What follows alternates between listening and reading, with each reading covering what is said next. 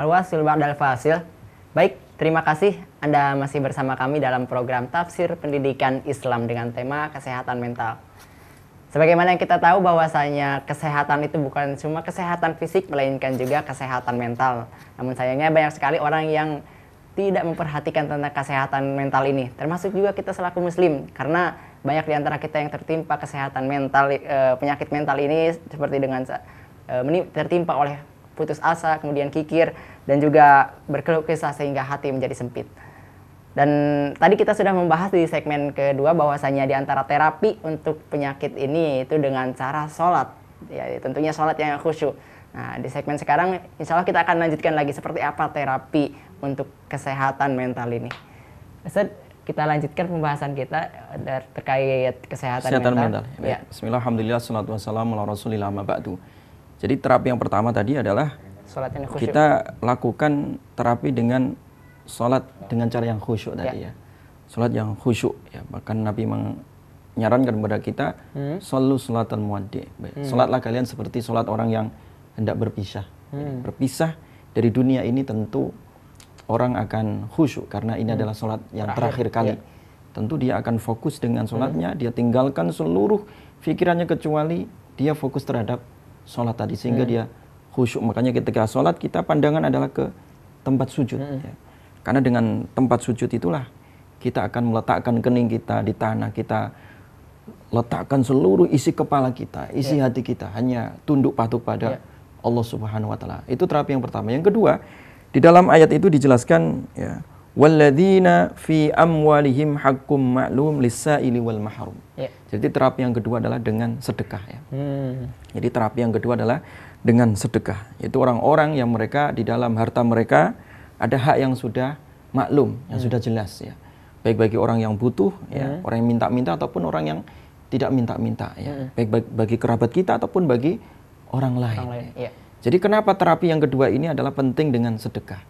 Karena Imam Sufyan Ats-Tsauri rahimahullah ketika berkomentar tentang masalah konsep harta ini ya, konsep dunia ini, beliau mengatakan bahwa setidaknya ya, orang-orang yang terlalu cinta terhadap hartanya pasti dia akan stres, pasti dia akan depresi, pasti dia akan terjangkiti satu penyakit dari 5 penyakit. Bayangkan, 5 penyakit akan menyerang jantungnya, 5 penyakit akan menyerang fisiknya dan juga jiwanya.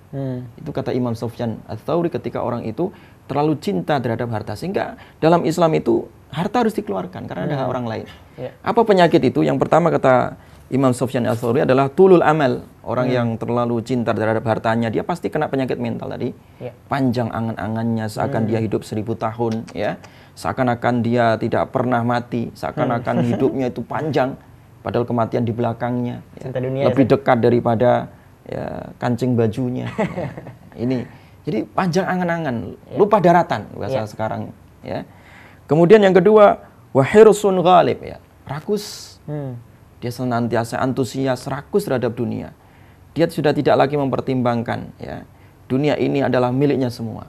Seandainya dia memiliki satu gunung emas, dia akan mencari gunung emas yang kedua dan ketiga, dan seakan-akan dunia ini kalau ditaruh di dalam perutnya tidak cukup. Saking rakusnya. Tamak ini adalah sakit mental, ya, sakit mental. Sehingga dengan sedekah tadi itu adalah terapinya. Gitu. Sehingga orang tidak terlalu cinta terhadap dunia. Bahkan Nabi itu mengkhawatirkan hubud dunya wa karahiyatul maut. Itu adalah penyakit wahan. Cinta dunia dan takut mati itu adalah penyakit yang sangat akut, kronis ya, bagi umat ini. Makanya orang yang terlalu cinta terhadap dunia tadi itu adalah dia sedang krisis mental. Krisis mental. Wa syukhun syadid. Ya, sukhun syadid itu adalah bagaimana dia itu ya, kikir yang amat sangat karena dia merasa seperti Qarun ya, mendapatkan harta dengan keringatnya sendiri. Dia bangun pagi pulang malam. Untuk apa saya keluarkan harta? Muncul sifat kikirnya. Maka Allah menerapi bagi orang-orang yang kikir, wa may yuqa sukhan nafsi fa ulaika humul muflihun. Orang yang diselamatkan dari sifat kikir ini adalah mereka orang yang muflihun, orang yang bahagia, orang yang selamat ya, orang yang beruntung. Kemudian qillatul wara, ya, orang yang terlalu cinta terhadap harta tadi itu adalah qillatul wara ya. Sedikit waraknya. Ya, dia tidak mempertimbangkan halal yang haram. Tidak penting, yang penting harta masuk kantong. Yang penting cepat kaya. Budaya instan adalah budaya setiap harinya. Nah, ini sangat berbahaya sekali ini. Dan yang berbahaya lagi, yang amat sangat berbahaya adalah nisyanul akhirah, lupa akhirat. Oleh karena itu Allah Subhanahu wa taala kenapa membuat terapi sedekah ini ya. Karena sedekah itu adalah terapi mental yang sangat dahsyat. Efeknya. Kita bayangkan. Dan kita buktikan, orang sedekah itu pasti orang yang bahagia. Ketika melihat ya orang yang sangat kurus, ketika kita melihat orang yang sangat rentan membutuhkan bantuan kita, uluran tangan kita. Ketika kita melihat anak yatim yang membutuhkan beasiswa. Ketika kita melihat anak jalanan, kita selamatkan, kita kasih pendidikan. Ya. Kita bina, kita didik dengan harta kita. Kita sediakan tempat rumah singgah. Kita sediakan makannya. Tentu kita akan merasakan satu kebahagiaan. Melihat mereka bahagia, kita pun akan ikut bahagia. Bahkan ketika kita mengeluarkan ya uang dari harta kita dengan tangan kita, saat itu pula lepas itu harta dari tangan kita, saat itu pula ada satu kelonggaran hati kita, dada kita. Tenang ya. Dan ini tidak hanya sebagai terapi mental, terapi penyakit juga. Orang yang kena stroke sedekahlah akan sembuh. Ya. Orang yang kena jantung sedekahlah akan sembuh. Tapi kan tidak semua orang bisa bersedekah dengan apakah dengan fisik juga mungkin membantu orang lain itu termasuk sedekah juga? Sedekah itu sangat luas maknanya. Makanya ketika sahabat Nabi SAW, ketika sahabat Muhajirin dan juga sahabat Ansar berkumpul di Madinah, ketika sahabat Muhajirin melihat sahabat Ansar bersedekah dengan harta. Bahkan ketika turun ayat-ayat tentang sedekah, mereka menggondong kurma di punggung mereka, tamar di punggung mereka, di punggung kurma, ya, anggur dan bahkan harta. Ya, mereka berbondong-bondong untuk bersedekah. Ya kan? Sahabat Muhajirin mengatakan, "Ya Rasulullah, dhahaba ahlud duthur bil ujur." Ya Rasulullah, orang-orang yang kaya ini panen dengan pahala. Bagaimana dengan kami ya Rasulullah, orang-orang yang baru hijrah ini? Iri dalam kebaikan ya? Iri dalam kebaikan ini adalah baik. Ya. Makanya boleh iri itu hanya dua ya. Iri karena orang baik bacaan Al-Qur'annya, mengamalkan Quran, dan iri terhadap orang yang sedekah dermawan. Nah, ya Rasulullah, bagaimana dengan kita ini? Ya. Kita ini muhajirin, tidak ada harta, kita pun hanya membawa ya, baju kita ke Madinah ini. Sementara orang-orang Ansor ini adalah orang-orang yang memang rajin sedekah. Nah, makanya Nabi SAW membuat beberapa alternatif dengan sedekah. Setiap kalimat thayyibah itu sedekah, setiap tasbih itu adalah sedekah. Bahkan wa fi butni ahadikum shadaqah. Bahkan pada kemaluan kalian itu adalah ada sedekah. Subhanallah.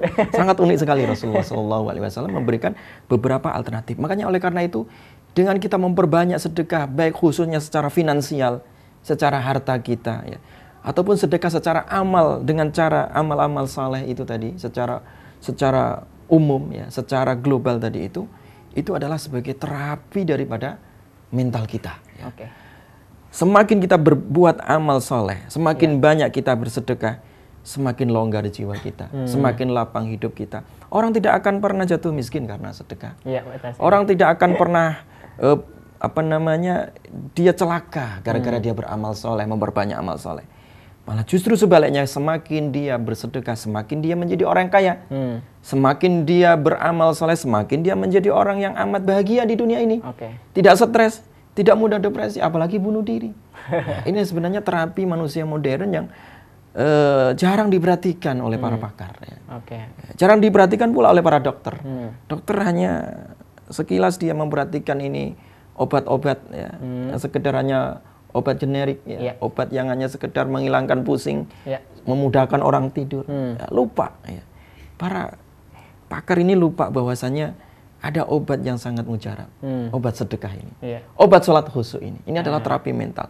Ini bisa kita terapkan bagi diri kita oleh para dokter, silakan. Khususnya di dunia pendidikan oleh para guru pembimbing, ya, para kepala sekolah. Ya.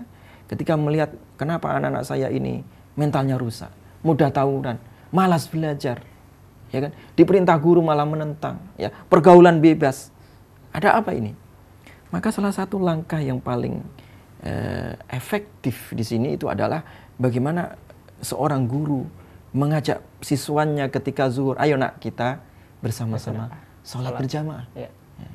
Kenapa seorang guru tidak memprogramkan ketika masuk kelas, ayo nak siapa di antara kalian yang mau berbuat baik untuk saudaranya?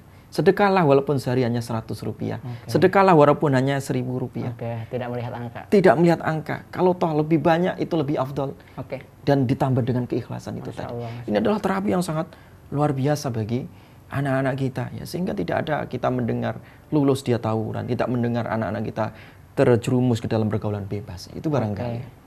Sangat menarik sekali Ustadz. Sayang sekali nanti kita akan lanjutkan lagi nih.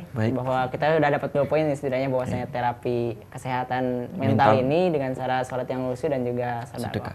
Pemirsa yang ada di rumah jangan kemana-mana, tetap di channel Umat TV dan kita akan kembali setelah jeda berikut ini.